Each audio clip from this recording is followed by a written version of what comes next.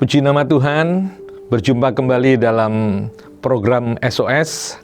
Hari ini suasananya, SOS-nya adalah suasana libur lebaran ya. Dan di awal bulan yang baru, yaitu bulan kelima dalam kalender kita atau bulan Mei, saya percaya sampai hari ini, waktu engkau mendengarkan ini, Tuhan mengasihi, Tuhan memelihara, dan Tuhan telah memilihmu untuk menjadi alat kemuliaan-Nya. Hari ini kita akan belajar tentang berbagai macam penyakit dan bagaimana cara-cara untuk menyembuhkan penyakit tersebut. Sebelumnya mari kita berdoa. Berikan pengetahuan, hikmat, marifat yang baru kepada setiap kami. Waktu kami mendengarkan kebenaran firman-Mu, itu mengubahkan pola pikir kami, sehingga nama Tuhan dipermuliakan. Kami semakin bertambah hikmat, bertambah bijaksana untuk menghadapi kehidupan ini. Terpujilah nama-Mu Tuhan, dalam nama Tuhan Yesus Kristus. Haleluya, amin. Di dalam kehidupan saya, berapa waktu saya merangkum, menyimpulkan bahwa yang namanya sakit, penyakit itu disebabkan oleh dua. Yang pertama adalah penyakit yang disebabkan oleh diri kita sendiri. Yang kedua, penyakit yang disebabkan oleh bawaan dari lahir. Ya, yang pertama kita bahas dulu. Penyakit yang disebabkan oleh diri kita sendiri ini, misalnya itu berkaitan dengan pola makan kita. Makan kita sembrono, makan kita ugal-ugalan. Bahkan kita berdoa, Tuhan sucikan, kuduskan. Aku mau makan duren, aku mau minum kopi, aku mau campur dengan makanan ini dengan ketan. Dalam nama Yesus, amin. Bahkan kita tuh kadang ngawur seperti itu. Boleh saja kita makan, tapi yang kita makan itu firman Tuhan ajarkan harus secukupnya, harus seperlunya. Karena kalau kita salah makan, apalagi kalau kita makan yang suka makanan yang berlemak, terus makanan jeroan, wah itu tambah membuat kita mengembang. Seperti saya ini mengembang ya, tapi saya mulai belajar untuk mengurangi supaya tidak mengembang. Memang tidak mudah, tapi saya punya niat. Berkali-kali saya mencoba, berkali-kali juga saya gagal, dan tapi hari ini saya tetap katakan 3 bulan ke depan saya pasti akan lebih ramping. Ya, saya juga men-challenge Bapak Ibu Saudara semuanya, kita semuanya akan lebih baik dan lebih proporsional.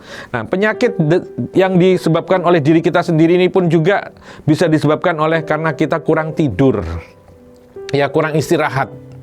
Jadi kita juga kadang malas bergerak, ya, malas berjalan, malas untuk berolahraga. Nah, saya membagikan bahwa tidur itu harus secukupnya. Tidak bisa kita kekurangan tidur. Nanti bisa badan kita, tubuh kita bisa ngeleyang ya, gitu bilang, bisa ngefly gitu rasanya seperti itu ya. Nah, ini harus perbaikin Bapak Ibu Saudara ya. Ada juga karena itu tadi pikirannya ini mikirnya tuh terlalu panjang. Kalau mikirnya misalnya contohnya itu gini, saya punya masalah, biasanya pikiran itu berkaitan dengan masalah. Bagaimana saya mengatasin masa depan anak saya? Saya pikirkan, oh dia nanti sekolahnya harus SD-nya di sini, SMP-nya di sini, SMA-nya di sini. Setelah SMA dia harus kuliah di sini. Setelah S1 selesai dia harus keluar ke S2, ke luar negeri. Itu dipikirkan. Terus bagaimana ya cara memperoleh biayanya? Melalui beasiswa, melalui tabungan pribadi atau melalui usaha, banyak. Terus dipikirkan berlarut-larut sampai nemen sekali pikirnya, sampai panjang sekali ya. Padahal anak yang dipikirkan baru masih kelas 4 SD seperti itu. Nah, itu kadang juga bisa membuat kita sakit gitu ya. Pikiran kita tuh bisa sakit, bisa stres akhirnya. Itu kalau masalah anak-anak. Terus belum masalah ekonomi, belum masalah keluarga. kalau dipikirkan terus yang berlebihan, itu akan menyebabkan sakit penyakit, ya toh. Nah, sakit penyakit ini bisa disembuhkan Bapak Ibu, ya toh. Kalau yang pertama ini tentang dari diri kita sendiri, langkah pertamanya itu kita tuh harus bertobat. Kita tuh harus sadar, harus berbalik bahwa tubuh kita ini diciptakan Tuhan dan didesain Tuhan sempurna apa adanya, itu harus dijaga dan dirawat. Baik itu tubuh jasmani maupun tubuh rohani. Dan yang terutama adalah tubuh rohani kita. Harus sering baca firman Tuhan, harus sering memuji nama Tuhan. Praktek firman Tuhan itu bukan hanya dibaca, tapi dipraktekkan. Nah, ini bisa menyembuhkan kita.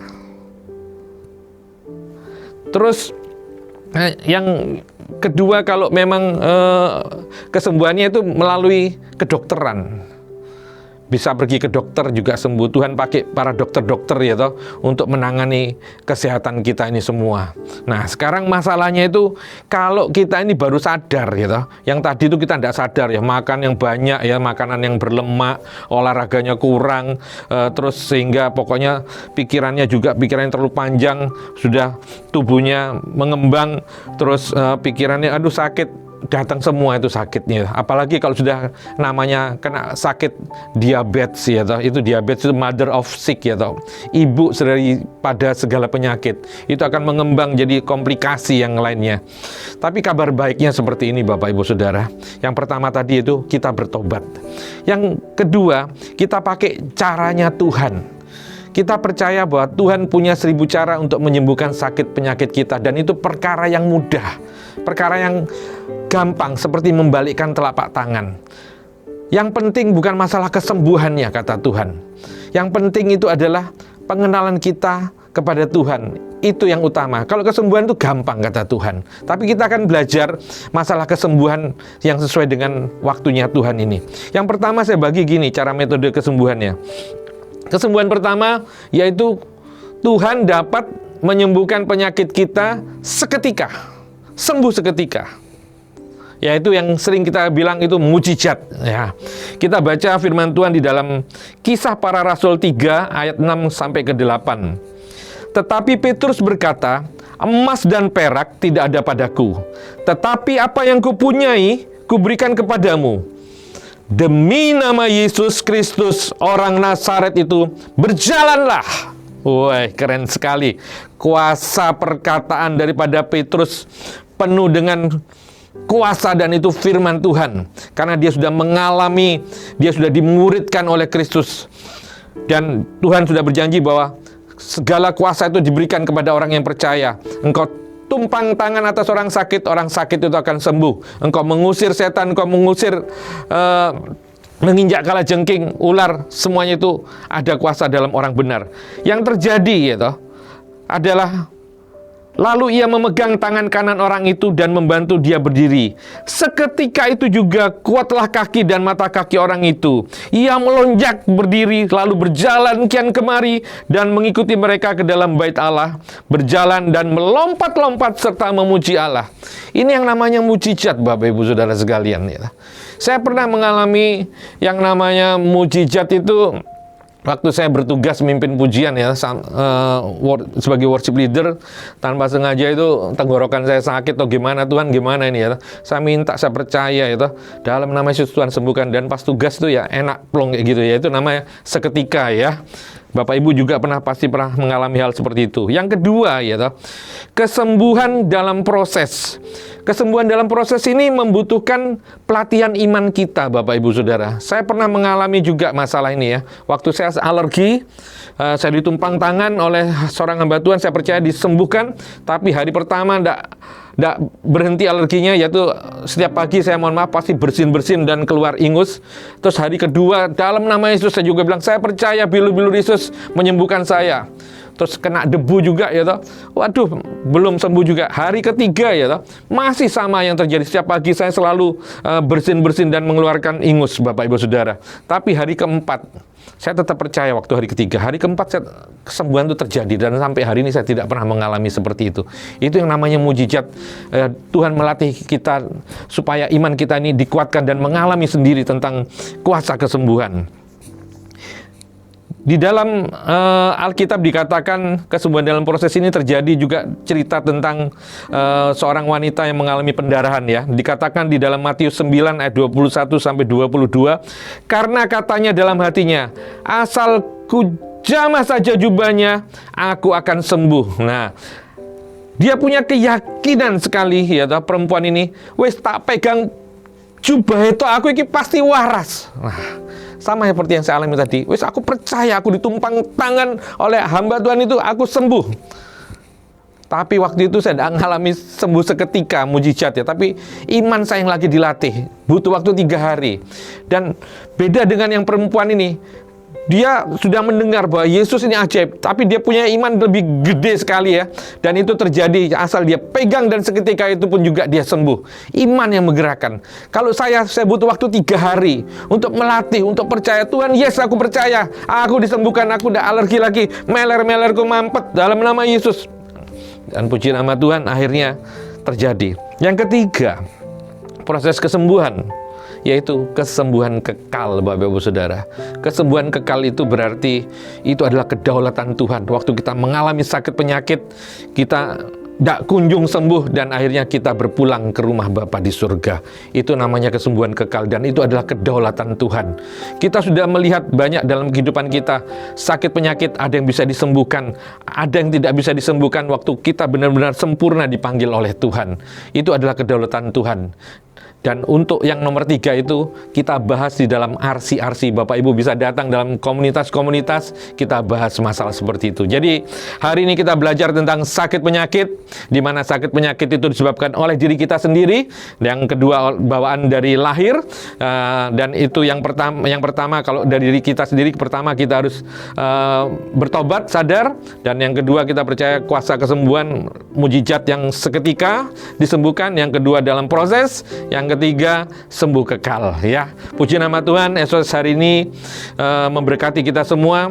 Kita sadar sepenuhnya bahwa tubuh kita ini adalah bait Allah. Kita harus menjaga, kita harus mengikuti aturan-aturan yang Tuhan sudah ajarkan kepada setiap kita, baik melalui gereja kita yang kita sayangi, gereja Imam Matrajani. Sudah banyak pengkhotbah-pengkhotbah, pembicara-pembicara, semua menyampaikan kabar baik.